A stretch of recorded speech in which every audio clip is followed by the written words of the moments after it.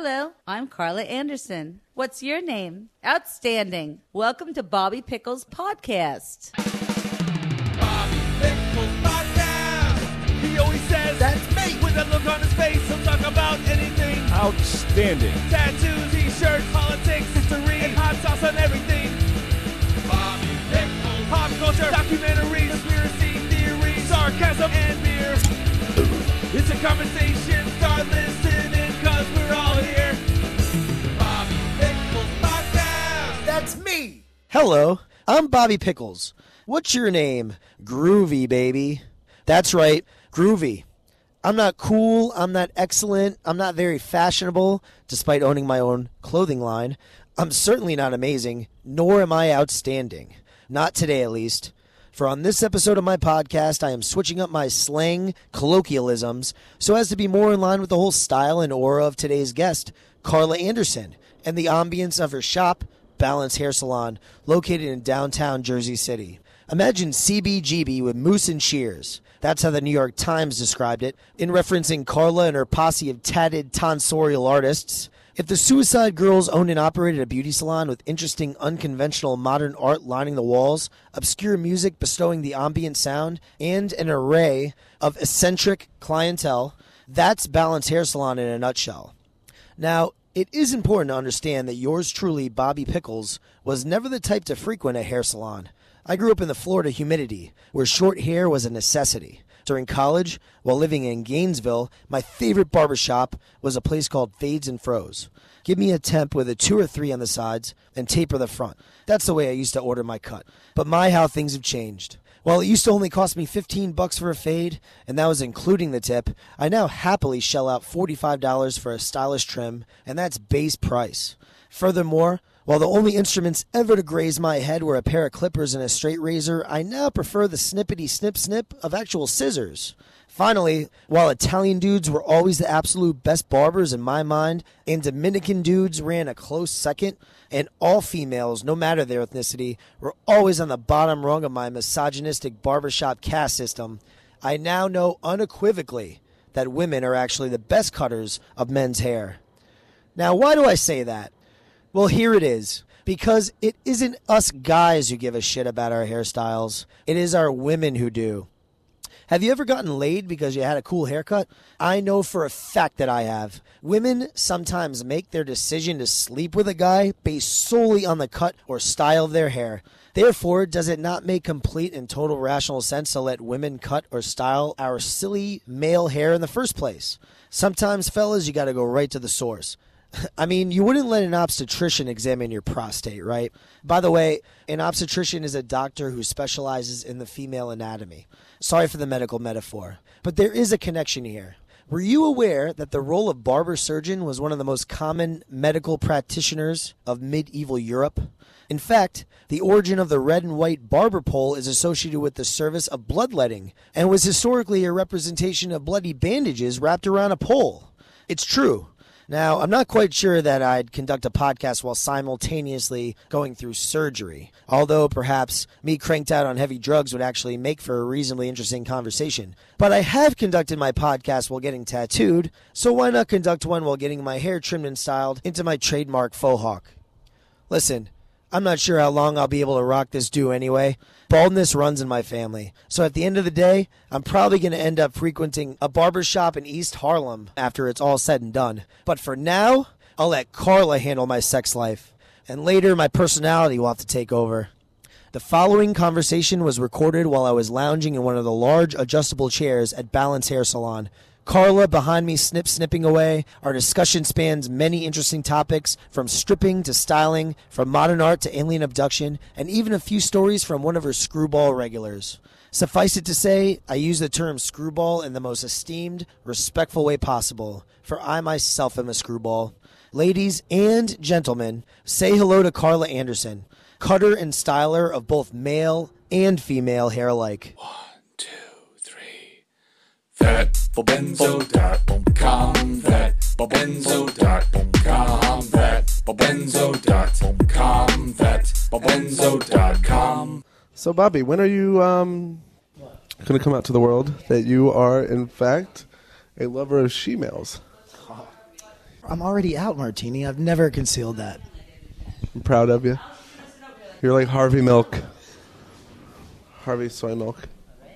Bobby goes home and eats shame sticks every night. Shame stick is a stick of butter dipped in sugar. I hate you so much. Okay, I do. A lot. I wish you wouldn't come here today. I wish you would have never had sex with my cousin. Talk like this. Oh, you want me to talk like this when I talk? Yeah. I have to talk into it. How can I put it? So just leave it like that. I'll just turn my head and talk into it when I'm talking. All right, let me I don't know. I have to cut hair and turn to talk into this. It's very distracting, Bobby I know, Pickles. it is. It's like giving a blowjob and cutting hair at the same time. I don't think I've ever done that. All right, Carla. Has anybody ever done this before? Or am I the first? You're the first. I'm the first one to give a blowjob and cut hair at the same time. Yes. It's fucking unbelievable. Oh my Really. God.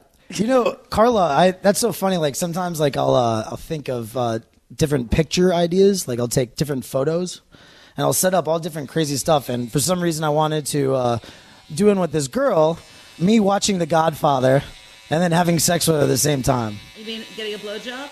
No, I was having sex at the same Really? time. Were you just fucking her, or were you, Well, actually, I didn't set it up successfully, to be honest with you. or was it oral? I'm saying, were you in the moment? I was Were you trying there? to. It was not completed, however. What he's trying to say is that he couldn't get it. Yeah, no. I had nothing to do with I like that. to talk and smoke cigarettes during sex. Do you really? Oh yeah. You know what, Martini? Can you like kind of hold it on her while she's talking, dude? Hold this one. Yeah. Now it's like giving two that, Martini, blowjobs and cutting hair at the same time. I'll hold it close, yeah. That'll help out better. I hate you. Remember, towards her mouth. But that's what they say. Wow. Keep your head still. All right, It would so have been a fucking porn movie. It's so hard. all right, Carla, listen. Head up. Head So- straight. so we're- Hold on. I'm trying to work this. It's hard. I'm just gonna rest in my cheek. Okay. So Anyway, I'm getting a haircut. yes. I'm getting my faux hawk haircut that I like to get, or You getting a whatever. faux hawk haircut? Dude, Yeah, that's what I want. I didn't even tell you what I wanted. You just started cutting. He wants his douchebag Jersey Shore haircut. That's what I like getting. Why? What should I get, Martini? Huh? Should I get something different? Nothing's going to help you. Nothing. You're always going to have that face, and it's terrible. Thank you. So, shave it. Leave just a little bit in the front or something. You always talk about being hardcore punk. Ed, have this mic. You can't do it, can you? Me? Yeah. I can do it. You can't cut my hair and I talk can at the do same it. time. No, all I need to do is walk away every once in a while and keep my mouth shut. And I think I shouldn't try to cut so much and talk. I think I should cut and then talk. Yeah. And then, because I said, it's like the blowjob haircut thing. It's Yeah, really as intense. she's cutting, you ask a question. Yeah, and then I'll stop and Yeah. I'll respond. Since that's why I'm happy we're not videoing this because I don't know what the fuck Yeah, that'll I'm work. doing. Okay. Yeah. So let's try- But try. I do need to concentrate on my cutting. But I'm saying it's hard when my mouth is over here. It's really it's weird. You But know we what? can do this. I think- we can do this. You just have to just be patient. I feel like Martini because should you're hold. moving a lot too. So you want your faux hawk style. Sit still and just talk. All right? Yeah, just talk because I That's really what you're don't good talk at. as much as I think that you think I do. I listen a lot and then I'll just go off on a tangent. So let's just do that. So like when I go off on a tangent, I usually stop cutting anyway. I just like kind of wave my arms around a lot and go crazy. Carla, tell me a little bit about yourself. Tell me about your life and stuff like that. Tell me about the shop. Let's go into that. Like, how long have you had this shop for, and what's the name of it, and how long has it been in existence, and all that Balance. stuff? Yeah. Balance in Yep. Jersey City. Mm-hmm. And actually, this coming weekend, October 5th, actually it's the 2nd technically, but with the Studio Arts Tour coming this weekend in Jersey City, that's my 11-year anniversary. Okay. Very groovy. So you were here before Jersey City was the I've been Jersey City it I've is been here now. for 30 years. I've been here since the 80s. Yeah, so I've been here when it was like scary to live here, but I wasn't here. I was over by Exchange Place because it was completely empty over there. So Yeah. at least it was safe. Uh-huh. You know, yeah, you couldn't even get a cab down here. It was total. I mean, where I was like a total, like just a step above industrial loft. Carla, Well, even it's this still- area, even as soon as 10 years ago, this area was complete. I know it's not to that level, but it's still out of all the places. I was one of the first businesses down here. I was one of the first new businesses in downtown. That wasn't a bodega or a pawn shop. No. One of the first new businesses, like one of the first salon, like before. I think even before ITM came, I was here first. Bitches. 11 years, huh? Uh huh. What did you do before that? Did you work for some other places? For 10 years before I opened here, for the 10 years, prior to that, I was working in Hoboken, and I pretty much wanted to just kill myself. The money was really good, but I was living here. Even if there was any possibility of me having any kind of enjoyment in Hoboken, my whole life was here. I had to get home, walk my dog, this and that. So I don't know what it was like afterwards, because there used to be a cool scene in Hoboken back like 20 years ago. Mm-hmm. But when I worked there, I just dealt with all the douchebags that wanted their hair cut like fucking Jennifer Aniston. I thought I was going to kill myself. I'm so glad I wasn't there for Posh Spice. I probably would have killed somebody. I would have wound up in jail. Which one's a sixth borough? They always say like Hoboken's a sixth borough, but then also people say Jersey City's a sixth borough. Like which one? Are you asking me math questions? I don't know. I don't know. Matt's not your friend? Matt's not my friend. No. And the news isn't my friend either. I don't watch the news ever. Yeah? If the world's going to blow up, I guess I'll find out about it when it happens. Don't you think? Why does math and the news have to be one and the same? But yeah, I don't even watch TV, really. And I'm scared of toast. What? I'm scared of toast. You're scared of toast? Yes. And I love Jesus. Wow, it got really quiet there, didn't it? It's true. All right, tell me about that. Tell me about the toast thing. I don't know what's going on with the toast thing. I've always been like that. Since I was like 2 or something. Yeah, I don't like the sound of toast. It scares me. Well, it's like nails on a chalkboard kind of deal? Like that. Or it's the same thing if you put like metal, like when we go to move the bench, like across the pavement. That it's like, oh God, like I can't. Oh my God. It just makes me cringe. You wouldn't like to hear my roommate eat food. What? Oh my God. It might have started like that with my sister Lisa eating her Captain Crunch and looking like the friggin' Ivory Girl next to me. I was always all fucked up. Really? Yeah, I think there was some resentment when I was younger, and she looked like the Ivory Girl, and I was just like a mess. My hair was all in a shag and crazy. And she was sitting there eating her Captain Crunch, and she got on my nerves, to tell you the truth. You know what? That's exactly like, actually, it's probably Captain Crunch as well. But my roommate, he's a bum. I don't know if I ever told you this. Maybe I told you last time or whatever. What do you mean he's a bum? He He's lives like under a bridge or something? Yeah, like he do used. you live under a No, bridge? can I take the? Can I take this story? I gotta take this story. First time I ever met Tony, who's the bum, was about 3 years ago. Bobby and I were living together here in Jersey City. Yeah, but he doesn't have any teeth, so that's okay. why. Well, yeah, of course so he doesn't have any gross teeth. when He's a fucking eating. bum. But so I'm out drinking one night. I come home late at night with the girl I was dating at the time, and we're wasted. Walk in the living room, and there's just this guy sleeping on our couch. And at first I looked at him, I was like, oh, maybe it's one of our friends or something. And I kind of looked at it like, this guy's a little older. He looks a little rough.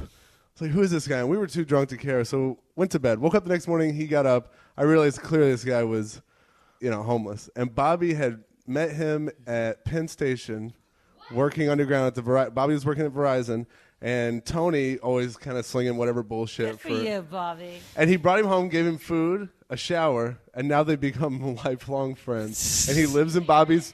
Yeah, he pays. Bobby got him a full-time job. He got a job at Nobu. Gave him a place to live in Staten Island. He works at Nobu. What? Yeah. How does he work at Nobu with no teeth? He's a dishwasher at Nobu. He just. Yeah. That's so beautiful. It's good of Bobby. Bobby does cool things like that, Awesome.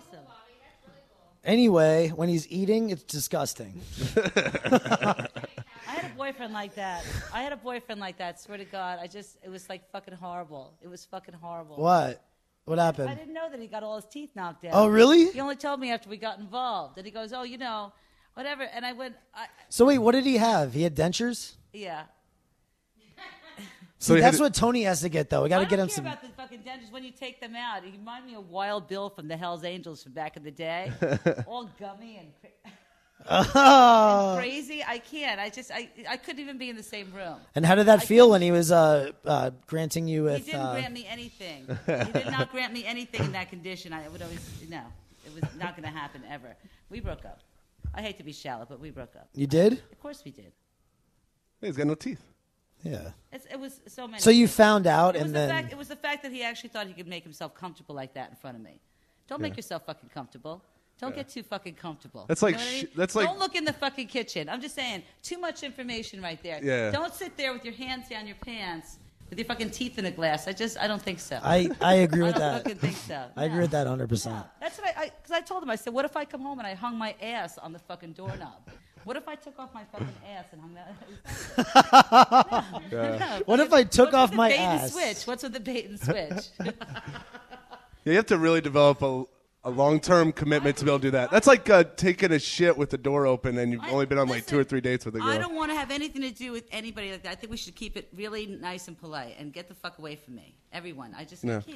And if nothing else, I just really need to get to know people really well. To see what their fucking disgusting habits are. And if I can fucking deal with them, so I can find out before I'm sleeping with them. You know what I mean? Because after you sleep with them, you're kind of in, and I don't want to be in. No, yeah. I want to know what your disgusting habits are first. Yeah. That's my thing. Yeah, I don't date a lot, I must say. Why don't you date a lot? Because everybody's disgusting. Yeah, because everyone's disgusting. Because I have standards, and it gets in the way. Well, you're a businesswoman. It's not just I'm a businesswoman. Well, you are. I am, but I don't know what that has to do with anything. I don't know. I think it's pretty awesome. I think it's hot. Yeah. Yeah, I'm the boss. Yeah, there you Hell go. yeah. Carla, you got so many tattoos on your back. Just a couple. How many tattoos do you have?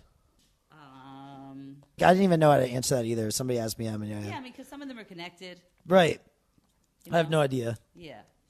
Yeah, I don't have any on my arms because I wouldn't be able to think straight. I think I'd have a problem with patterns. I don't have any on my arms either. I think I would have a problem with patterns.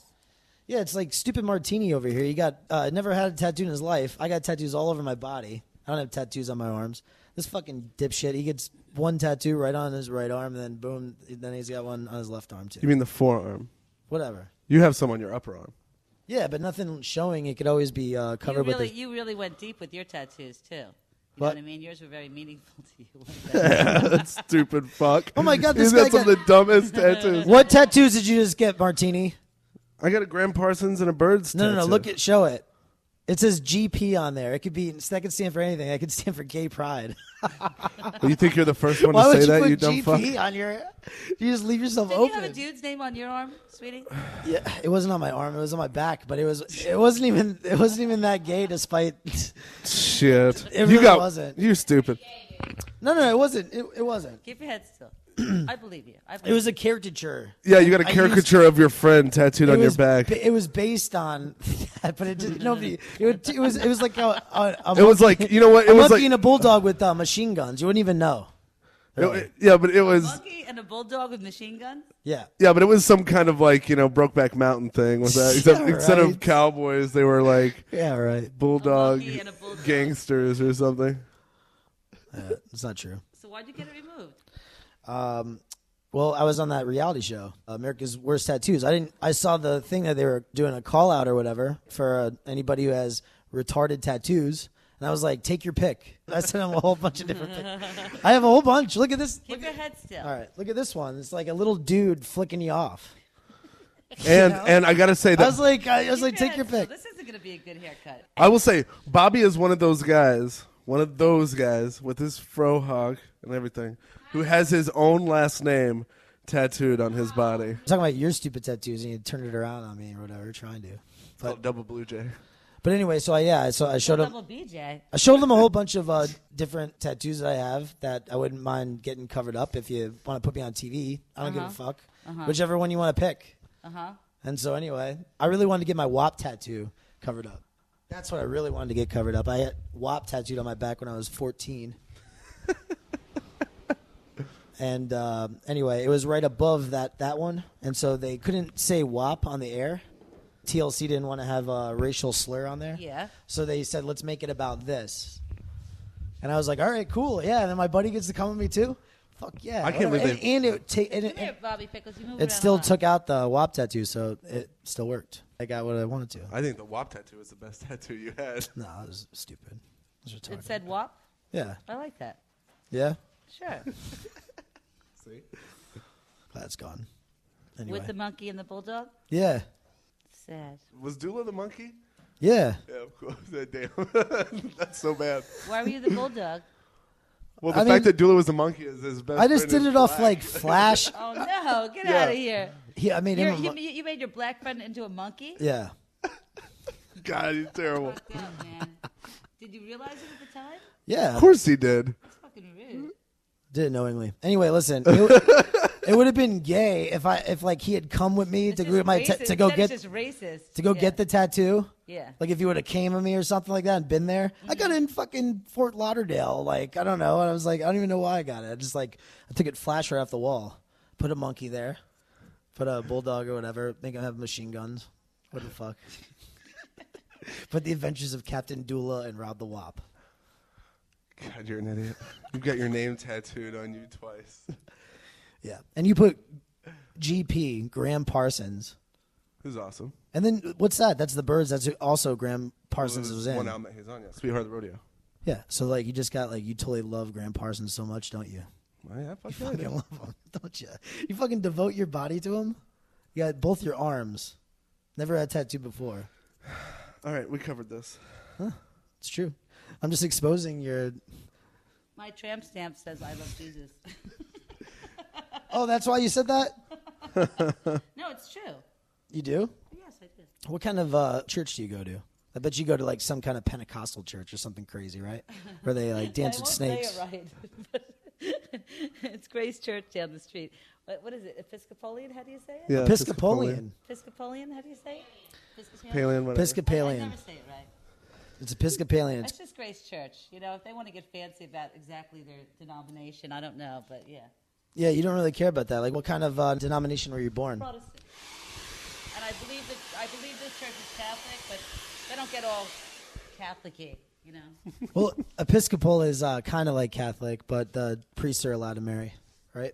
They have gay priests over there. Yeah. I mean, it's, you know, they have a gay A flag Catholic church has a outside. lot of gay priests, too. Yeah, right. But they have a gay flag outside, and Oh, damn. it's all inclusive, and it's all in the neighborhood over here. So I do like it, you know. So and you know, you don't have to like talk to the priest to talk to God. You don't have to do anything crazy. Progressive Christianity. Yes, it's very groovy. Yeah. They showed Charlie Brown's Christmas tree for Christmas one year. It was very nice. So anyway, you know what? This is so awesome, Carla. I reached out to your boy Timothy Beckley. Oh yeah. Yeah. He got in touch with me, and he said that he would do the podcast and stuff. Where does he live? Does he live out in, like, New Brunswick or something like that? No, he lives on 30th. Oh, he lives close to here? Yes. Sweet. Mm-hmm. It's awesome. Groovy. What's the deal with these right here? He did these? No, this is David Huggins, and he's an Talking alien about- abductee. So there's a bunch of paintings all over the wall of a Balance Hair Salon. And They depict the alien abduction of David Huggins over the past 60 years since he was 8 years old. okay. And he's 68 now. Actually, now he's 70. He's not returned my call in 2 years, and he just left these paintings here. Really? Yeah, maybe he got abducted again. He said they were abducting him from Hoboken. He did, though. He lives in Hoboken. He said they come right through the wall. It's very frightening. And so he comes in for his haircut? No, he doesn't. I only met him because Tim Beckley, Mr. UFO, had said, you know, you have an art gallery, and, you know, you're down with the UFO thing, so I think you'd find it interesting. And David was reluctant to even show the artwork because for him, he's working out his experience. You know what I mean? So he's convinced that he's been abducted since he was 8 years old over and over and over again and has a relationship with the aliens. And this is his depiction of it, him trying to work it out. We have a book on the table, too, Love in an Alien Purgatory, about his, you know, working it out as well, his tale of abduction. Okay. Yeah, frightening, really. Pretty compelling stuff. Because I do believe in this. I don't know if I necessarily believe in his story, but I believe in alien abduction. I think the fact that it's all shoved under the rug like that by the government, and the government knows fucking damn well what's going on. They just don't want anyone to know there's anybody over them, you know? Yeah. And millions of people that, you know, I mean, you're lucky if you don't remember anything. That's a blessing right there. But if you do, it must be fucking horrifying to be able to remember an experience like that. It must be absolutely terrifying. Then when you go to the government, you say, oh, my God, this happened. Everyone acts like you're crazy, and the whole town shuns you. You know what I mean? What kind of stuff has he said that, has he talked about some of his experiences here with you? He's talked about a lot of experiences with me. And, Really? Yeah. I mean, when he was 10, he had a sighting himself, and he just got really interested and into it. But you know, he's a ufologist, and I believe that they don't actually think that the aliens are necessarily coming from outer space. They believe that they're already here, you know, living deep in the ground. Mm-hmm. And Like the and Hollow living, Earth- you know, deep Hollow in the Earth ocean, theory. you know. And then there's all these sightings too, and you know, all these ex-military and government people have come out, you know, just recently, after like the 25 years or something, or 20 years of silence that they signed to their non-disclosure thing. You know, the term is up. Mm-hmm. So there's all this stuff coming out, and I tell you, I'm really a believer because there's a lot of eyewitness reports from, you know, ex-military and just all these different people, and it, you know, it all makes sense. What about ghosts? Do you believe in ghosts too? I don't know what's going on with the ghosts. I'm between the religion and the aliens, I have enough stuff on my mind half the time. I don't really know what's going on. Do you think believing? You ain't got time for ghosts. Do you think believing in? No, I just don't. I just really don't know what's going on. But I mean, I don't know what's up with the ghosts. I believe. Have you ever had any experiences? I'm kind of the mind lately that anything evil or whatever that could still have something to do with the aliens. And that anything that has been referred to or heaven or hell could have very much to do still with aliens. If they are living deep in the ground or deep under the ocean. I'm not so sure that that's not what these primitive people that were, writing the Bible and everything were referring to when they were talking about, down below hell and, up. I don't know what's going on. Mm-hmm. So I don't really know where the ghosts fit into the whole thing, to tell you the truth. But I do believe, like in evil spirits, and I think that still might have something to do with the aliens. I don't really know how that works. I don't know how that works. You're putting baby powder all over me. I know, but you're conspiring. I'm trying to help you. He's a sweater. Sorry, it's warm in here. Yeah, I know, Steve. Well, I put the air on, but that's really noisy. Oh. Well, I got this sheet on me. It's like a blanket, Yes, I know. God damn it. Okay. God, where were we at? Don't move your head. Do me a Stop favor. moving your head and just talk. Shut up. Look at it. Martini, add something substantial to the conversation, for Christ's We sake. need to get going, Bobby. You got your questions. Let's go. The artwork here in the salon too. Actually, we're Balance. Oh, hold on. Sorry. Actually, we're Balance Salon. You edit, right? Yeah. Can I finish my thought? Sure. Fuck you. I agree with that statement. We're Balance Salon, but we're also 18 Erie Gallery. Yeah, I know. I heard you say that before, and I was going to ask you about it. Because, like you said, David Huggins, he knew that this was also a gallery as well. Timothy Beckley knew it was a gallery, and he introduced me to David Huggins. But my curator for the gallery is Vincent Minervini, and he was the house artist for Limelight during the Club Kid days. Okay. So he's really out of his mind. Well, like, that was like, artwork is behind. Oh, the what was that, Limelight, like the 90s and stuff like that? Club Kid days? Yeah. That was The like 80s and 90s, right? The big club in Manhattan. No, it was right? like, that was like He was the 90s. he was the house artist for that club too, and it looked outrageous. I mean, I have pictures over there too, but I mean, just it was very surreal looking, Mm-hmm. and it was very much set oriented. So so when they were doing in a particular party, because they had a lot of parties over there, then they had to like build a set for it, and make a new theme. So that's been really good here because I like to change it up all the time, and Vincent likes to participate in the painting of this place and redecorating. Because if you've been coming here for any amount of time, it looks different all the time. Yeah, it definitely does. This place has been here 11 years, and it's gone through probably like 6 or 7 different looks, Mm-hmm. As far as, everything gets done over, and it's a whole new theme. This is my spaceship right now. This is the spaceship theme. This is the hull of my ship. I see. Yeah. Yeah. And what do you got over there? I see Wendy's. That's all Vincent's It's KFC. work. Oh, and That's all Wendy's. Vincent's work, yeah. So he's got... Wow, so like how long are the runs? Because this has been up for a little bit though, This right? has been here for years. Actually, the alien art is a staple now. It is? So everything that gets hung around that, because we're a rock and roll UFO salon. So the alien art is that's a staple. That's all part of, the ship.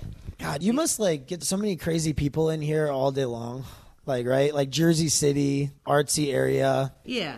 So many different people come in here and you talk to. Mm-hmm. All the time. It would be like a great reality show, right? It would be. It would be? It would be. I don't know. Someone should get on that. Somebody should get on that. Look at this guy trying to segue. No, segue You know what? what? I mean, Segue what? I mean, the thing is that I've had my own public access show out of here for the past 6 years on public access here in Jersey City on Channel 51 called Groovy at 18 Erie. This is something that me and my coworkers came up with to put this public. Well, it was my idea to do the public access, and then we all worked on it together because we had our free half-hour commercial on Jersey City Cable on TV. So I thought that was a good idea, and the place looked so good in color, and there are so many characters in here that.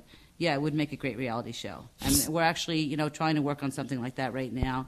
And I can't talk too much about it, but we're getting somewhere with it. And hopefully, we'll be bringing something to Jersey City real soon. Really? Yeah. That'd be awesome. Yeah, absolutely. Hell yeah. Yeah, hell yeah. Be better than Hell Snooki and JWoww over. Snooki and JWoww, bitches. That's right. Because why? Because Snooki and J-Route, they filmed that here, right? And they took that... JWoww called me like a dirty old whore. Really? Yeah, on the cooking show. I did a cooking class with her.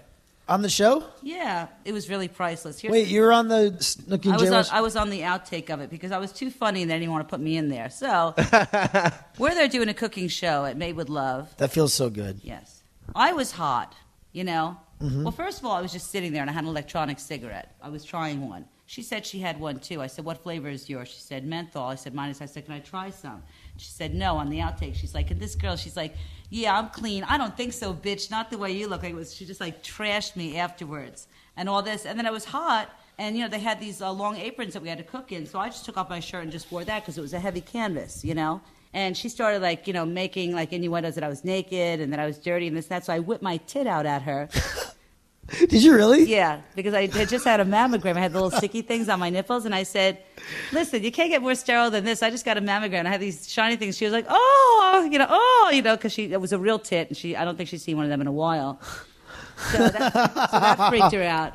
You know, and then what was really funny about it, though, is the next day I was cutting this guy's hair, and I was telling him the story, this guy, Oliver, and he's, you know, kind of conservative, you know, but groovy, you know, from England, and I'm cutting his hair. He's very reserved, you know, and I was telling the story about what had happened the night before at that shoot, and all of a sudden I said, oh, shit, I forgot to take those things off my nipples. I was in the middle of his haircut, and I reached down my shirt and took off my nipples and threw them on the tray and just kept cutting hair, and he almost died. So, you know, I don't lie. You know, I don't lie. See, that's what I'm talking about, Carla. That's why I wanted to talk to you on the podcast today, because you're fucking nuts. It's awesome. How liberating to be able to come here and you really enjoy it. I don't know what anybody else is going through. It sounds like you nightmare. you really enjoy your life, don't you? Of course, absolutely. Remember one time? I don't know if you want to talk about it on this or whatever, but you were talking about that you used to be a dancer. Yeah, I was a stripper. I loved that too. That was fun. I had a great time. Can you talk about that? I had a great time until I didn't have a great time. And then when I didn't have a great time, I was like... How long were you stripping for? When did you start? I grew up with Goldie Hawn and Laughing, and I was like, I always wanted to be a go-go dancer. I have to say, I aspired to be a go-go dancer. Like, that's what I wanted to do. If you asked me when I was a little girl, it's like, you know, some people are like, oh, I want to be a fireman, I want to be a policeman, I want to be a go-go dancer, and that's all there was to it. So I did that in the early 80s, the mid-80s, into the 90s, into the late 90s. So no, I did it for a while, but it was really fun. It was really good. It was during all that hairband metal, and I worked with all my friends, and it was we had a great time. And then as soon as it wasn't great, that's when I left. That was the stripper heyday. 80s hair bands. That was the stripper heyday. I mean, you know, every boyfriend I ever had was in a band, and I was a stripper, and that's perfect. And that was life. And then, but wait a second. Yeah. But how did it culminate? Tell me that story, because you told me before. Oh, well, so I was starting to... I live in Staten Island, wasn't it? Did it happen in Staten Island or something like that? There were a couple of things that happened. No, it actually happened over here in North Bergen, right over here by Route 3. Okay. By 109 and Route 3, which I got balls because I moved here because I was a dancer here. So I moved here to be closer to dancing. And, like, now I have a hair salon here. I don't give a shit. Yep, that's me. Okay, now tell me, how did it end? Did it end? Well, it didn't end well. I mean, I started to come out. I started to come out on stage with like a jacket over my head. I came out in garbage bags. You know, I was starting to lose it. You know, I was starting to really rebel against the whole industry. And finally one night I went up at a club and it was just, I was like house music on. It was like the hairband thing was dead. All my friends went somewhere else or were in rehab. You know what I mean? And I was like the last Indian standing. You know, and I was up on a high stage. I'm scared of heights. I'm holding the pole. There's house music on. I'm like, I fucking hate my fucking life. I need to not do this anymore. And also I had already cut my hair really short. And for me, that was me changing my life because I had really long hair. And, you know, I used to dress like a cowboy and stuff. So I cut my hair real short. I changed my look, but I went up. It didn't work out the way I wanted. I had to go back to dance. So I wore a wig. But this is my last night of work. I was there dancing, house music, hate everyone. And this old man goes to me, hey, honey, and he goes, if I give you some money, will you show me something different? And I said, oh, I'll show you something different. And I took off the wig and started beating him with it over the head. And that was my last day. I never went back after that. I was done. I went to Hoboken and became a hairdresser. Oh, look, it's Donald. Oh, my God, this guy. Oh, yeah, Donald. This guy's crazy. Get him on the podcast. Oh, he's cool guy. Hi, Donald. Look, it's our guest, Donald. Oh, and our next guest, Donald. Hey, you want to have a seat and talk on my podcast? Yeah, but what were they just doing with you? I was getting my hair cut. Sit down, City. Here. Yeah, and you can talk about your thing coming up, too. Donald Gallagher is here. How exciting. How groovy. Oh, nice. Yeah, I'll have to get the flyer. I'm just going to wrap. cut your hair a little shorter while we wait for Donald to get himself together. Not too short. I think it looks And Like you're it? getting your hair cut a little bit. shorter. a little shorter than Yeah, this. my hair is a mess. Oh, so when are you coming in? Here, Soon. hold this mic. You guys talk. Yeah, I need Feel to free get, to speak right into it. I Okay. know. I need to get in here soon because like my hair is a mess. It's like people are like saying to me like, Donald, like what's going on? Like you're like normal. What do you mean? Normal. Like it's like it looks like your real hair color, which it mostly is actually. That is your real hair color, right? As a matter of fact. Yeah. But And yeah, because like it's been. is it usually not that color? No, I want to go for fall foliage. What do you mean? No, I'm like really bright red, orange, and yellow.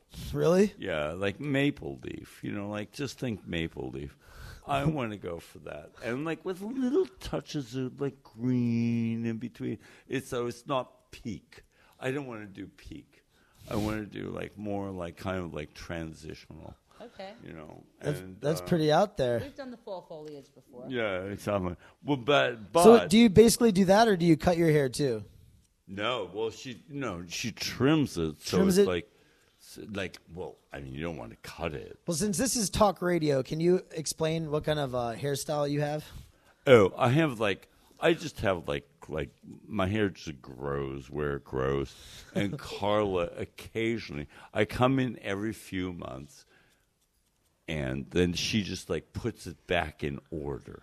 See, this is Carla. This is exactly what we were talking about. Just like how you just have like a crazy life. You get to talk to all these random different people all day long. Interesting people, unconventional people, right? It's very groovy. It's very groovy. Totally I groovy. love it. You love that groovy word. Yes, I do. love groovy. Well, it's like she is groovy. No, I do love it. It is great. I mean, we love what we do, and we especially love it here because I'm not an asshole boss. Yeah, and it's wonderful. It's like a wonderful thing. I'm a little to be able- demented, maybe. Like to be like to have like the trust of like just come in. I'm saying and we're all say, like, we're all friends here too. yeah, so and it's like everything's cool. this is what like like I mean she'll say like, oh, I want to do this, and I'll go like, no, I don't want that, and like but I like saw this horrible. but it all works show. out. It always I works saw this out. horrible movie, and this guy was in a cubicle doing so that was his job in a cubicle, and he had to do like phone sales. Yeah. And he said, "Oh, how?" And he's and he's in his cubicle. He picks up the phone. And he makes his first call. How would you like Yeah. to put a further a warranty on your TV? Like this is his job, right? And the guy hung up on him, and his boss walks over and goes, "Why did that person hang up?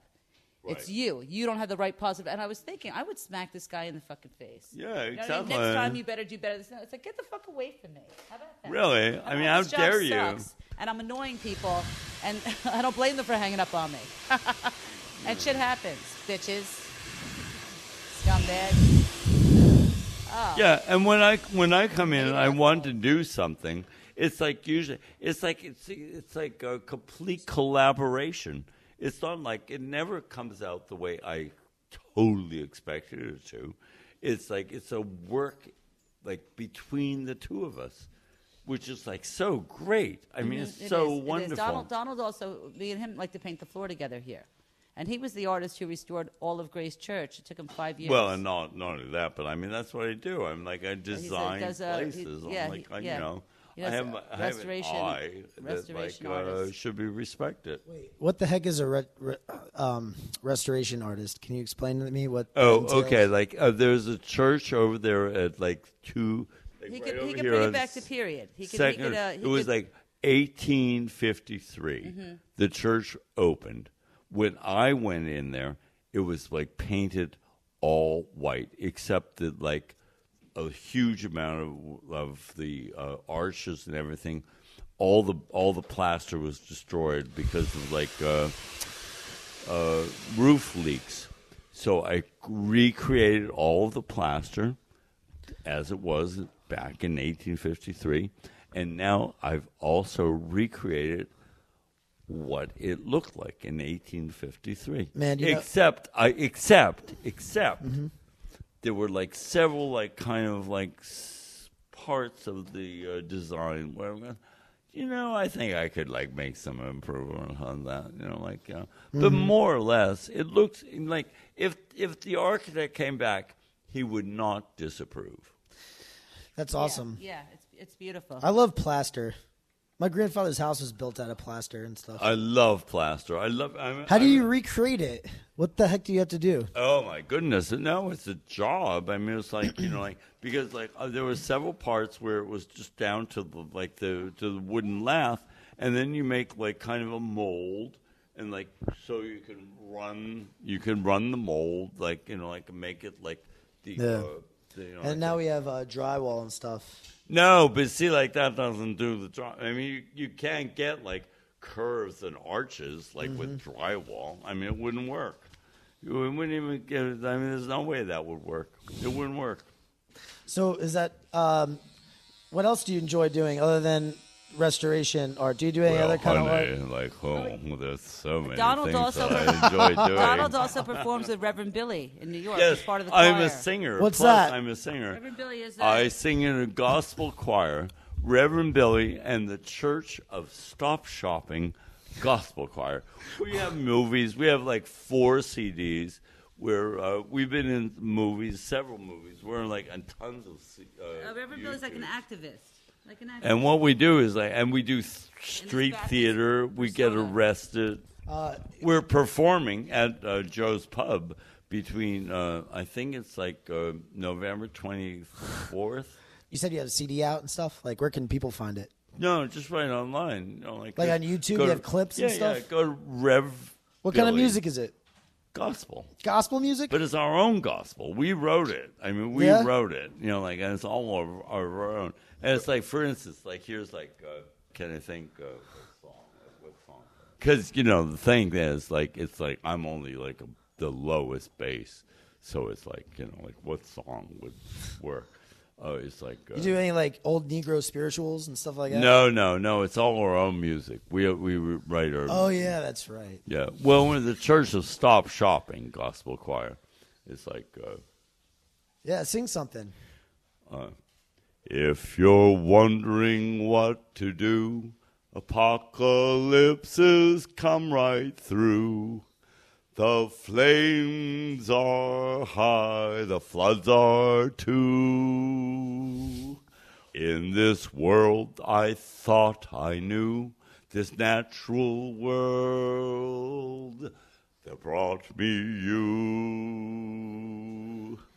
Fire, flood, tsunamis, quake, what a difference. Apocalypse makes.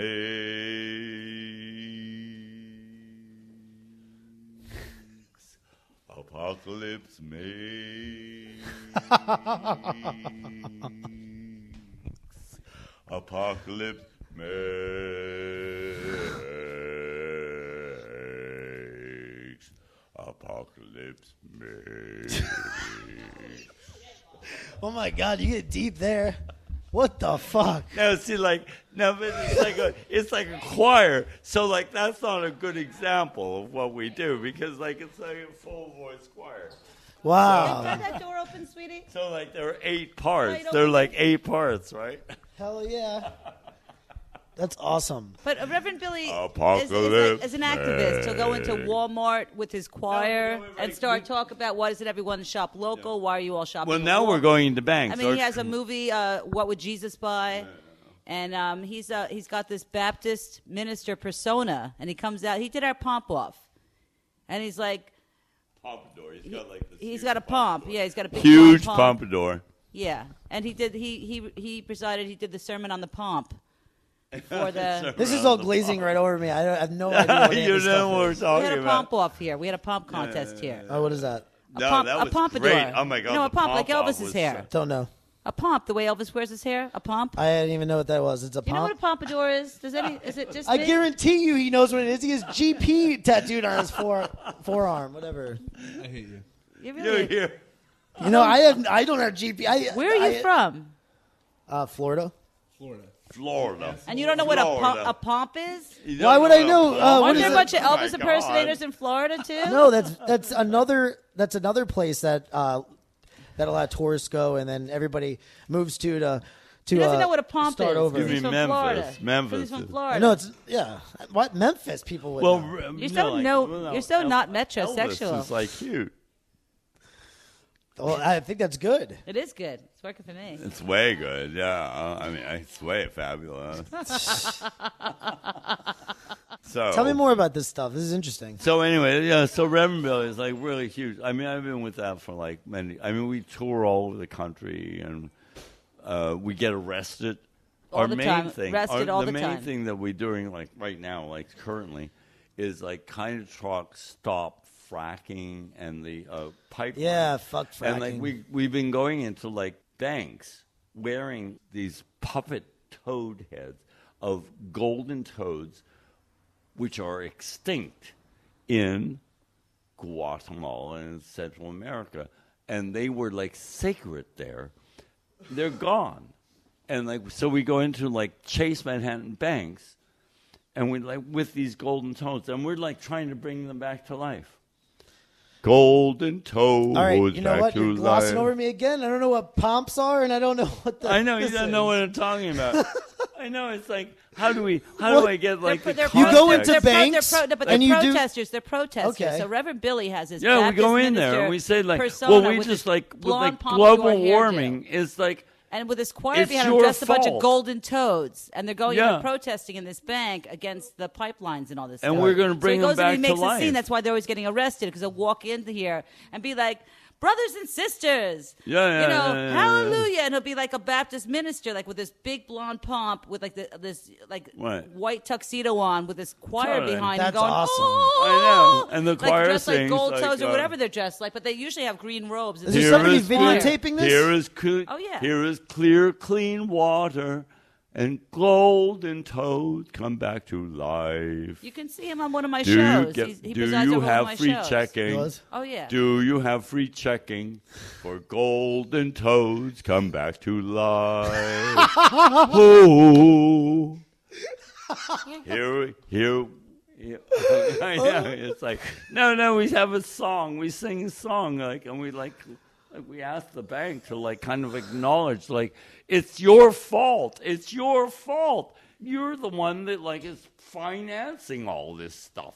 This like destroying the Absolutely. effing planet. They- I don't want to say that word. They control everything. They do, and they don't think, They print our money. and they make they money. don't think they have any responsibility at all. But you know what's so interesting? Like when you go into one of those banks with like kind of a group, and like we're like when like with golden toads on our heads, and like we're being like totally foolish and totally ridiculous. You know? And like hand out like these are the species that are going extinct, and they're gonna go extinct. They are. I mean, it's not even like they're not gonna go extinct. They're gonna go extinct because we've been screwing with the planet so badly. Right. And like the people behind the counters and stuff, they're with us, and the cops that come to bust us are with us. But like they're like in this like mode of operation where they have to play out like their roles as like employees and cops. But at the same time, they know the truth. They're giving you like a is- wink, wink, like we Yeah, understand. but they know, and they know the truth is like what we're saying. They know that.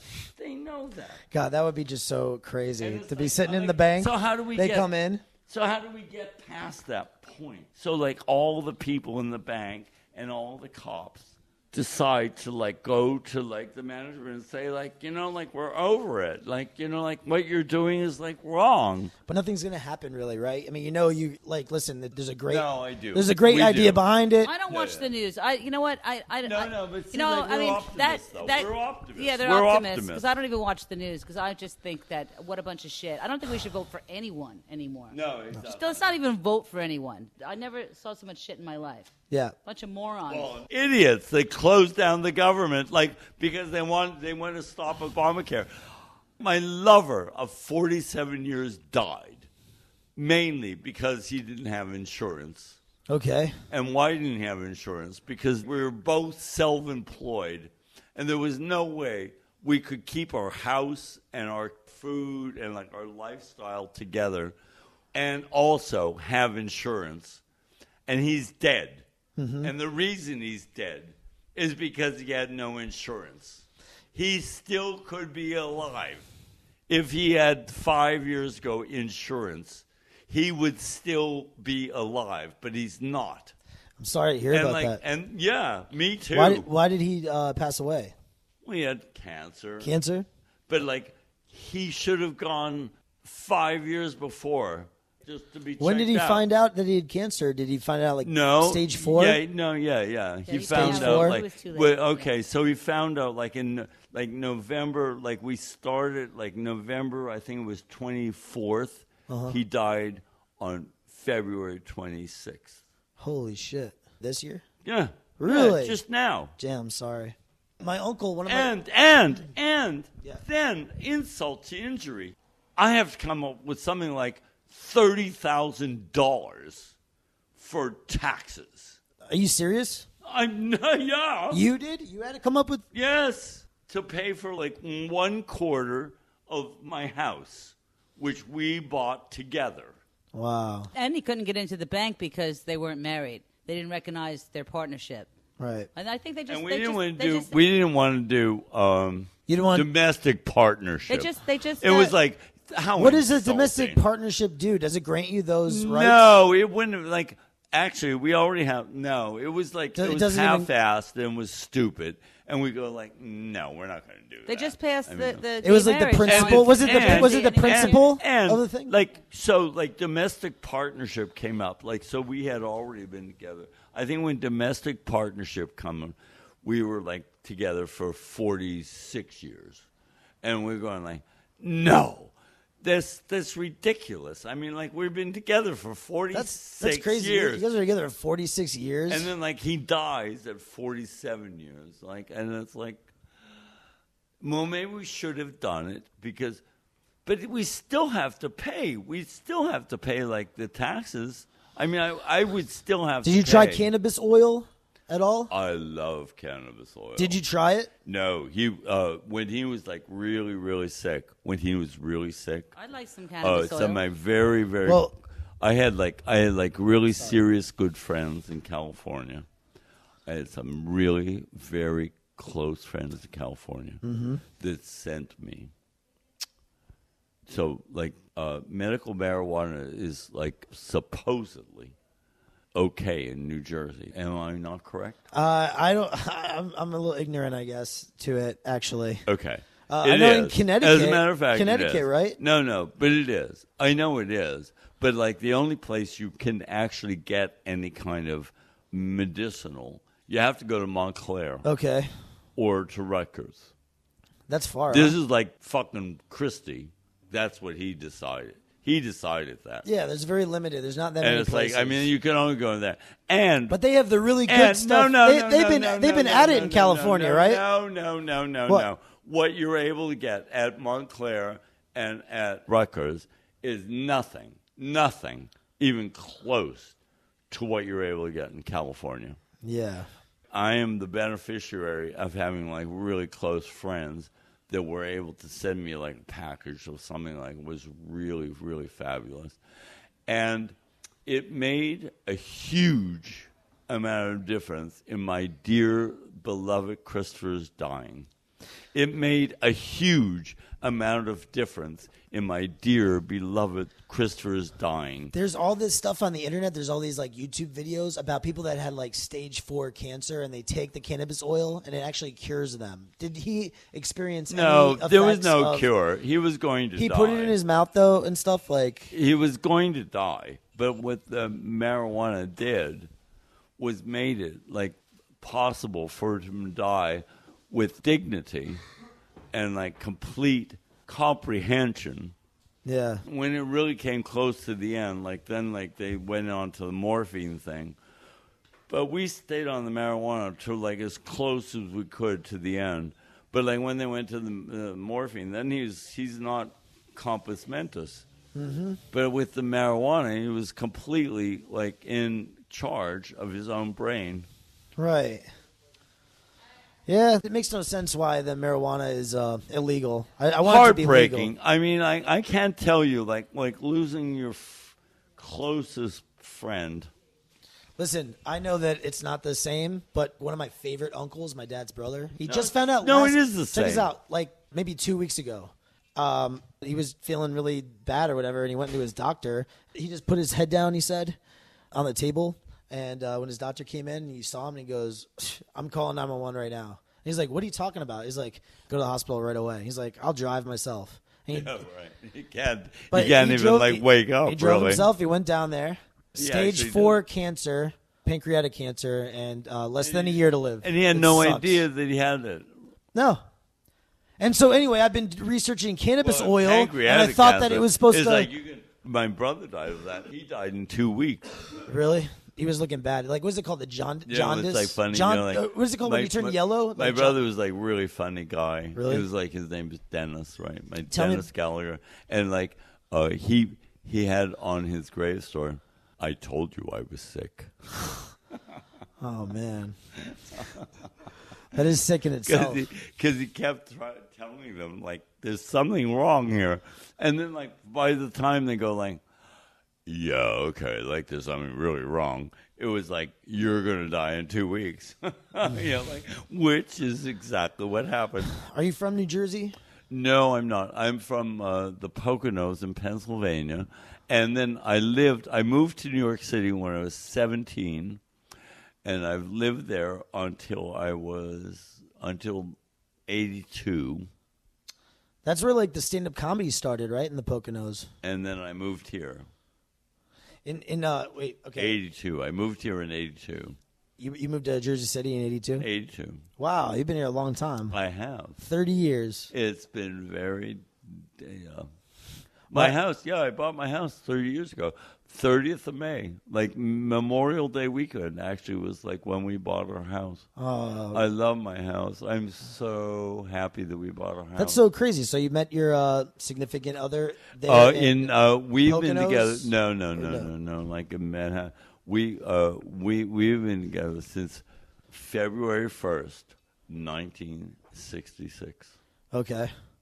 and we were both at Manhattan School of Music. We were students there, and What did you play? What did you like? What kind of I'm music? a voice. That's why you're going there for. You don't play any The Golden instruments? Toads. No, a voice, and like history and like all kinds of. What was he going? What was he majoring in? Flute? Flute? I know. So He a was couple of majoring in the flute. cocksuckers. No, he was a fabulous flutist, amazing flutist. He was? No, I was a good singer. I still am. I still sing. And so you met there, and then that was it. You're just together all the time from then Yeah, on. totally. Like, oh, honey, the first night we were in bed together. Well, we almost flunked out because, we didn't go back to school for almost 3 weeks. We just danced. Like, we just like looked at all the possibilities.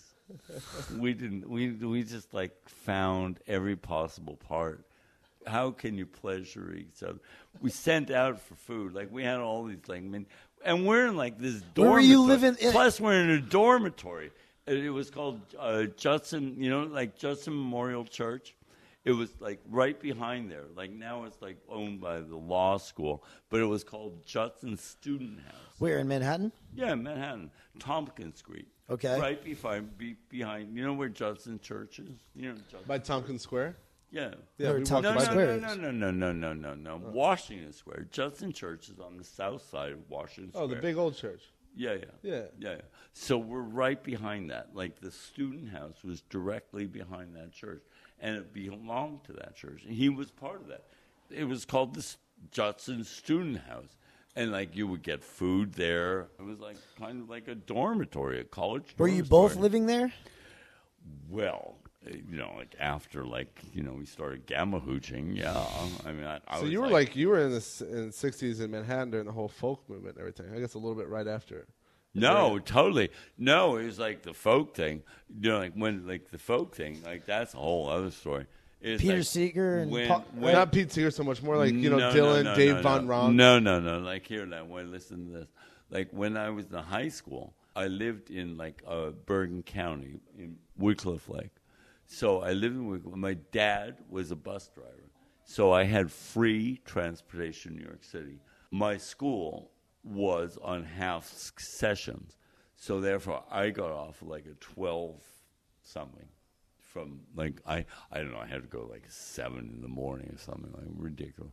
But anyways, off, and I had a free bus ride. So I went to the city all the time, like maybe 5 times a week. What did I do but go down to the Village and saw Bob Dylan, Peter, Paul, and Mary, Dave Von Ronk. Dave Bob, totally. He was a friend.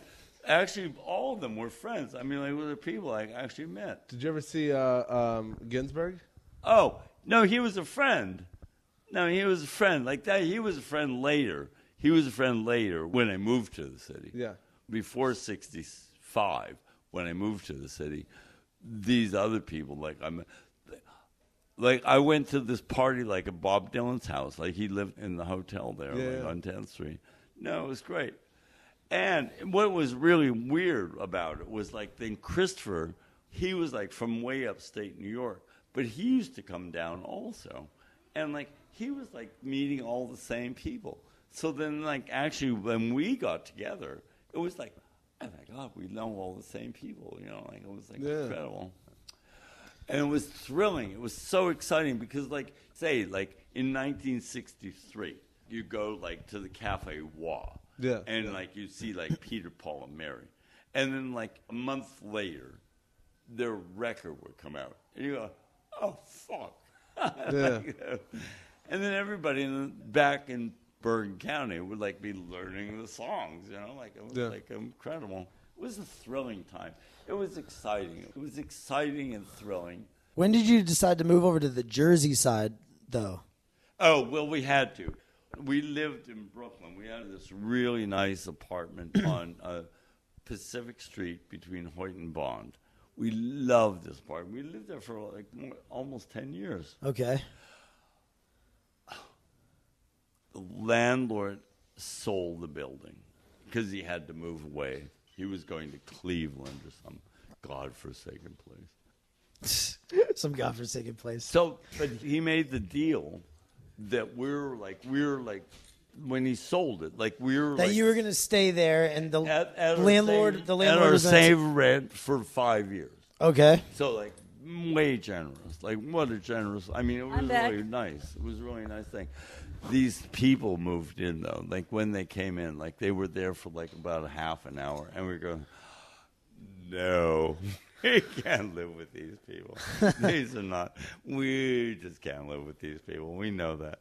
Plus, she was a lawyer. So she comes down, and she gives us, like, with this legal pad about how, like, you have to leave by, like, such and such a date.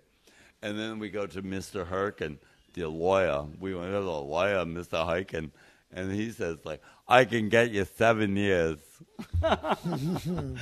But we're going like, we don't want 7 years. All we want is like, we just want enough time to find a place to go and not paying any rent because like bitches, you want us out. So we'll leave, but we'll leave if you don't charge us anything. And we looked everywhere in Brooklyn. We looked all over the place. And we're still going out, like, late at night. We're going out dancing. We're going out to sex clubs, you know, like, late at night. Like, lots, like, several nights I wanted to talk week. about that. So you were here. I mean, I wanted to see, like, why you got So Jersey then we just, City. why did we decide for Jersey City instead of, like, why not Williamsburg? Why not, like, you know, Richmond Terrace in, like, Brooklyn? Why not Greenpoint? Well, Greenpoint, actually, we like Greenpoint, but it was on the fucking G train, so like that's, oh, God. But we went to Greenpoint, and the real estate people says like, oh, 2 gay men looking to buy a house. No way. Nobody's going to sell to you. Nobody's going to rent to you. And I just said to that bitch, I said to that bitch, I just said to her, you wait 5 years, honey. You'll see. You're not going to be able to discriminate against But Jersey gay City guys. would take you. No, and not only that, but it was like the PATH train actually worked. You could like, so I'm like at some sex club, and I'm like kind of whatever's happening. I kind of look at my watch and I go like, Pull it out of wherever it I have like, oh, I just missed the train. I just missed a train. And then you go like, oh, okay, so I have 20 more minutes. So I can, But you were here during the uprising stuff, right? Christopher Street. Totally. Can you talk about that for a second? Totally. Wait, which uprising? Can you talk about You want to talk about Stonewall? The Stonewall That's not going to uprising? take more than a I second. went to Stonewall. You did? That's what I wanted to. No, I did. Do it. Oh, I'll tell you Talk about Stonewall. No, I'll tell you about Stonewall. Do it. Okay, here's my Stonewall story. All I right. have a Stonewall story. got it. I lived at like. Carla, hang in here with me for a second. In June. That's Stonewall. Just stay right here. In June. Stonewall sex In club. June. Look at girl. Of 1969. Yep. We lived at 40 and a half St. Mark's Place. Mm-hmm. Okay. So the night of that event, a good friend of mine called me. It was like, when should I give him his name? No, you don't have to give the name. I know nothing. Was Fred Finger, actually. Fred Finger called I do not know Fred Finger. And he's told me, no, he's long gone. He's dead. He's like dead. And then right after Fred Finger called me, Elliot Singer called me. Both of them lived right in that neighborhood. And what did they call me for? They said, there's a fabulous riot going on. It was a time of riots. It was like anti-war. There were riots all of the time. So riots were not like something unusual. And it was also something like you were more than willing to become a part of if it was an issue that you felt like connected to. So I did. Like when they said like that it was the drag queens at the Stonewall, a bar I never went to. I never went there. And they wouldn't even have me in probably. No, really, it's true. Why wouldn't they have you in? Why? I was like Manhattan School of Music college student guy. I was like, it was not my kind of place.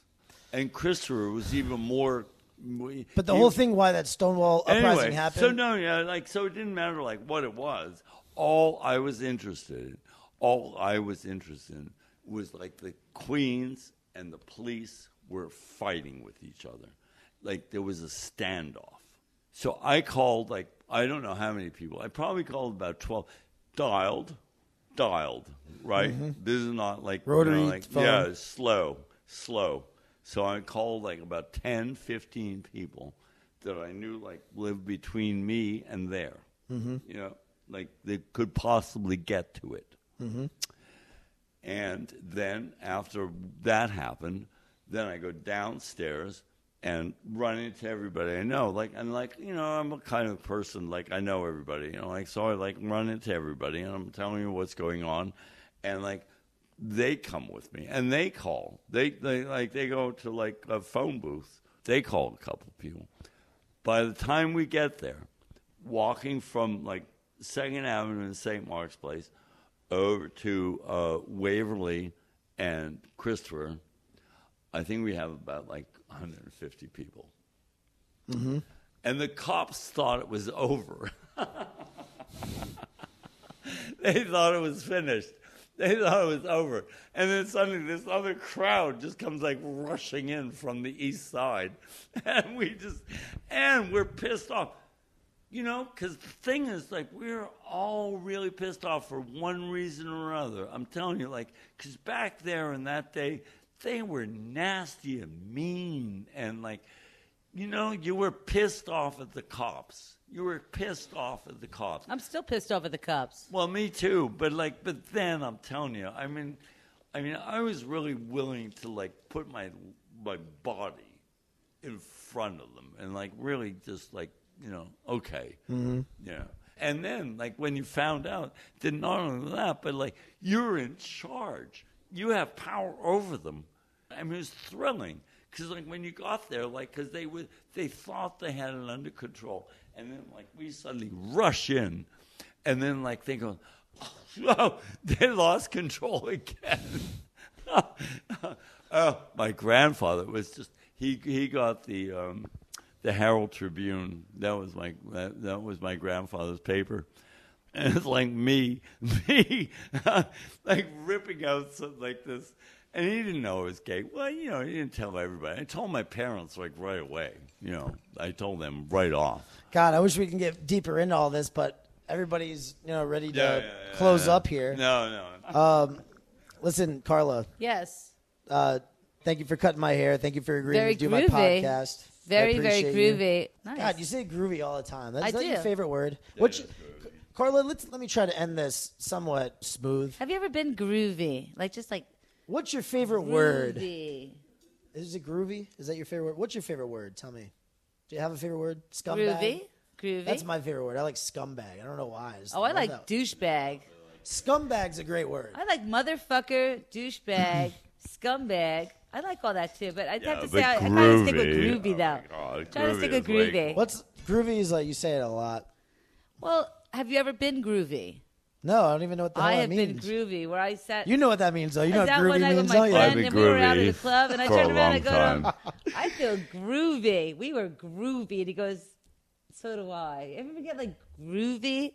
Groovy. Feeling groovy. Well, I really appreciate the haircut. Thank you for being on. The podcast has been groovy. Fatbenzo.com, fatbenzo.com, fatbenzo.com, fatbenzo.com.